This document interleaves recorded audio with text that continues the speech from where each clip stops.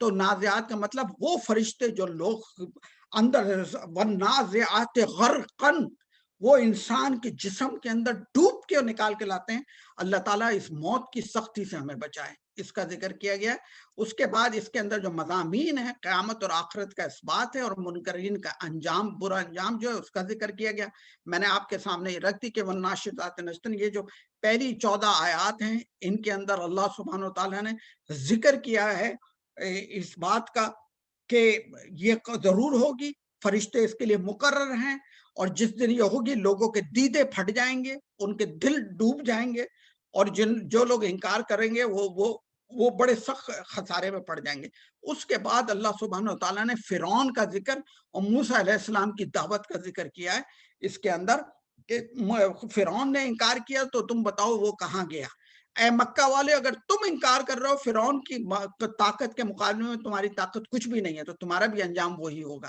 چنانچہ یہ والی بات بتا کے اس کے بعد اللہ سبحانہ وتعالیٰ نے جو دوسرا حصہ ہے اس کا 27 سے 33 کا حصہ، اس کے اندر اللہ سبحانہ وتعالیٰ نے ساری اپنی طاقت اور قدرت اور بڑے بڑے لوگوں کو جو تباہ و برباد کیا، اس کے بعد کہا انتم اشد خلقا ام السماء بنا، تمہاری تخلیق مشکل تھی یا پورے آسمان اس دنیا کی تخلیق مشکل تھی؟ جو آسمان بنایا اس کی کس چیز کو مشکل تھی؟ ہم تو 4 فٹ 5 فٹ 10 فٹ 6 فٹ کا انسان جو ہے وہ بنانا مشکل ہے یا اتنی بڑی کائنات؟ چنانچہ اس کی طرف اللہ سبحانہ وتعالیٰ نے توجہ دلائی۔ 34 سے لے کے 46 تک اللہ سبحانہ وتعالیٰ نے کہا یہ قیامت جو ہے ایک ہنگامہ عظیم ہوگا۔ فَإِذَا جَاءَتِ الطَّامَّةُ الْكُبْرَىٰ، فتنہ عظیم، ہنگامہ عظیم ہوگا۔ اللہ تعالیٰ اس وقت سے ہم سب کو بچائے۔ اللہ کے نبی نے پناہ مانگی، میں بھی پناہ مانگتا ہوں، آپ بھی پناہ مانگیں۔ اس دن نیکی اور بدی کا جو انجام ہے، جب قیامت قائم ہو جائے گی تو آخرت قائم ہوگی، نیکوؤں کو ان کی بدلہ ملے گا اور بدی کا انجام لوگ دیکھیں گے۔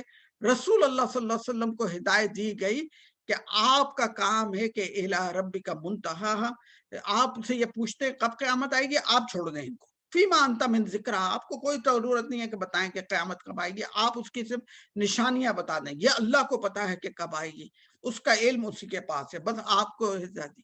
اس کے بعد سورہ عبسہ ہے۔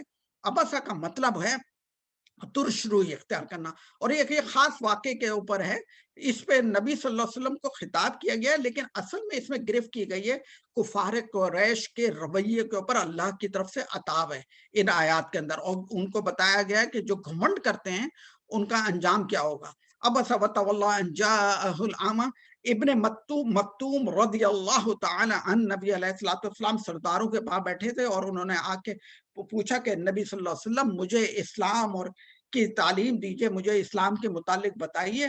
اس وقت نبی صلی اللہ علیہ وسلم مشغول تھے کفار کی طرف، تو اللہ سبحانہ وتعالیٰ نے ان کی طرف سے جواب دیا کہ نبی علیہ السلام یہ جو حق کا طالب ہے یہ بڑا قیمتی ہے، ان سرداروں کی آپ فکر نہ کریں، ان کو بات تو یعنی نبی علیہ السلام کو فرمایا جا رہا ہے کہ آپ نے ترشروئی اختیار کی، لیکن اصل میں یہ خطاب ہے کفار کو کہ تمہاری وجہ سے ہمارے نبی علیہ السلام تمہیں خامخواہ میں ویلیو دے رہے ہیں۔ اصل میں ویلیو دینے کا یہ نابینا ابن مکتوم رضی اللہ تعالی عنہ ہیں کہ جو خود کوشش کر رہے ہیں، اما من استغنا، آپ کو کیا فکر ہے کہ اگر وہ ایمان نہ لائیں، یہ جو ہے وما علیہ کا اللہ یزکا، اگر وہ ایمان نہیں لاتے، اپنا تزکیہ نہیں اختیار کرتے، آپ کو کوئی فکر نہیں کرنی چاہیے۔ آپ کے نزدیک سب سے زیادہ امپورٹنٹ ہے وہ اما من جا کا یسا وہ ہوا یخشا، جو بیچارہ کوشش کر کے آ رہا ہے وہ اللہ سے ڈر رہا ہے۔ میرے اور آپ کے لیے سب سے امپورٹنٹ بات ہے کہ بڑے لوگوں کی طرف دیکھنے کے بجائے وہ جو سیدھے سادے مسلم ایمان لا کے ہم سے جاننا چاہتے ہیں کہ ہمیں آپ بتائیے کہ ہمارے لیے رویہ کیا امپورٹنٹ ہے، کیا چیز صحیح ہے، ہمیں ان کی فکر کرنی چاہیے۔ اس کے بعد اللہ سبحانہ تعالیٰ نے آیت 17 سے لے کے 42 تک کفار کے قریش کے اس رویے کے اوپر ان کو ملامت کی ہے، اور اللہ سبحانہ تعالیٰ نے فرمایا کہ وہ دن ہوگا کہ جس دن ہر شخص اپنی آپ میں پڑا ہوگا، اپنی ہی فکر میں پڑا ہوگا، میرے اور آپ کے لیے بھی ہے۔ فَإِذَا جَاءَتِ الصَّاخَّةُ، وہ کان پھاڑ دینے والی، بحری کر دینے والی جب آواز بلند ہوگی، قیامت قائم ہو جائے گی۔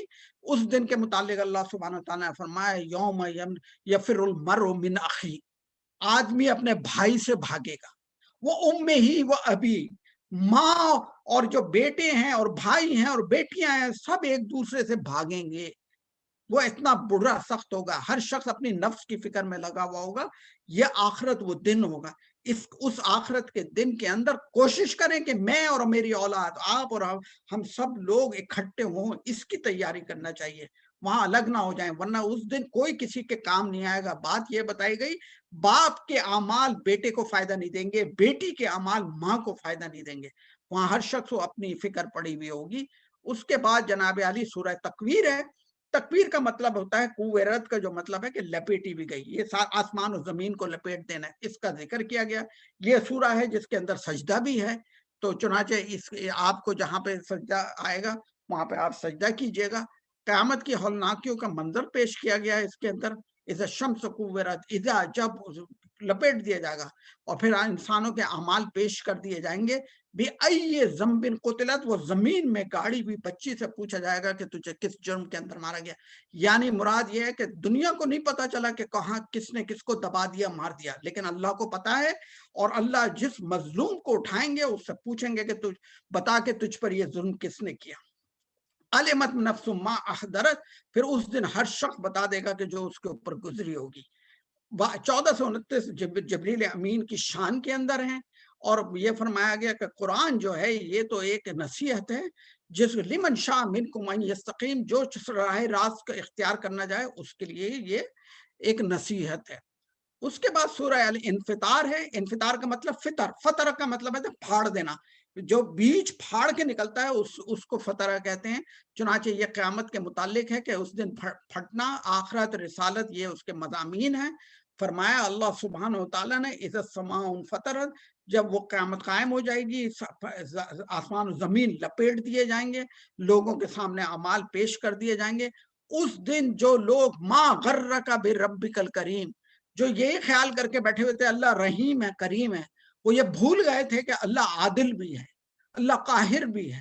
اللہ لوگوں سے حساب لے گا کہ اس نے ان کو زندگی دی تو کیا کیا تھا، کس چیز نے تمہیں دھوکے میں ڈالا ہے. تو یہ کفار کے متعلق بھی ہے اور میرے اور آپ کے متعلق بھی ہے. اس کے بعد 9 سے 19 آیت تک منکرین آخرت کو تنبیہ فرمائی اللہ نے، اور فرما دیا کہ کرامن کاتبین ہیں، ہر چیز لکھے جا رہے ہیں. نیکی اور بدی کا انجام انسان اس دن دیکھ لے گا. اس دن یوم لا تملک نفس لنفس شیئا، کوئی کسی کو فائدہ نہ دے سکے گا. اور اس کے بعد پیارے بھائیوں سورہ متففین ہے، جس کا اصل تو مطلب یہ ہے کہ چوری کرنا، چھوٹی چھوٹی چوری، یعنی ناپ تول کے اندر کمزوری کرنا. لیکن اصل میں اس میں ناپ تول کے اندر کمزوری اس وقت پیدا ہوتی ہے جب انسان آخرت کا احساس کھو دیتا ہے. تو اللہ تعالیٰ نے اس ذرا سی ناپ تول کی، ذرا سی ایک دوسرے کو دھوکہ دینے کی جو روش ہے، اس کو بھی کہہ دیا کہ الا یظن اولئک انہم مبعوثون، کیا یہ خوب گمان کیے بیٹھے ہیں کہ یہ اٹھائے نہیں جائیں گے. اس کو اللہ تعالیٰ نے آخرت کی دلیل بنا کے فرمایا کہ وہ لوگ ہیں جو لوگوں کو خسارہ دیتے ہیں. الا یظن اولئک انہم مبعوثون، انہوں نے یہ گمان کر لیا کہ انہیں اٹھایا نہیں جائے گا. یوم یقوم الناس لرب العالمین، اس آیت میں 7 سے لے کے 34 تک اللہ سبحانہ و تعالیٰ نے نیکوکاروں کی اور بدکاروں دونوں کا الگ الگ ذکر کیا ہے. کہ نیکوکار جو لوگ ہوں گے، کہ نیکوکار جو ہیں، وما ادراک ما الیون کتاب مرقوم یشہدہ المقربون، جو نیکی کے اندر بلند ہوں گے لوگ، ان کے نامہ اعمال لکھے جا رہے ہوں گے، جس کو بڑے ہی بابرکت فرشتے لیے ہوئے ہیں. اور پھر کفار کا ذکر کیا گیا ہے. یہ وہ سورہ ہے، سورہ انشقاق، پھٹنا، شقت، پھٹنا، اس سے کسی چیز کا الگ ہو جانا. یہ قیامت اور آخرت اس کے مضامین ہیں. 1 سے 5 تک قیامت کا ذکر کیا گیا ہے. اس کے بعد آیت سے لے کے 25 تک آخرت کی منظر کشی ہے کہ کیا ہوگا وہاں پہ. نیکوکاروں اور بدکاروں کا انجام، قرآن کے احکامات کے آگے نہ جھکنے والوں کو وعید. یہ بہت امپورٹنٹ چیز ہے کہ پیارے بھائیوں، جب ہمارے سامنے اللہ کا حکم آ جائے، ہم اپنی سرکشی چھوڑ دیں. کوئی آپ کو آ کے بتائے کہ اللہ نے یہ فرمایا، بس آپ کہیں کہ ٹھیک ہے میرے لیے یہ کافی ہے، فوراً اپنی سرکشی چھوڑ دیں. اس لیے فرمایا گیا بل الذین کفروا یکذبون، جہاں سجدے کی آیت آئے گی اس کے بعد پھر یہاں پہ یہی بات ہے کہ ذکر کیا ہے اللہ سبحانہ و تعالیٰ نے کہ یہ وہ لوگ ہیں کہ جو حق کے خلاف کھڑے نہیں ہوتے ہیں. سورہ برج یعنی وہ منازل، جو قیامت کی ہیں، اس سے اور بھی بہت سارے مطالب ہیں۔ اس پر ظلم کفار کو جو ظلم کر رہے تھے مسلمانوں کو، ان کو ایک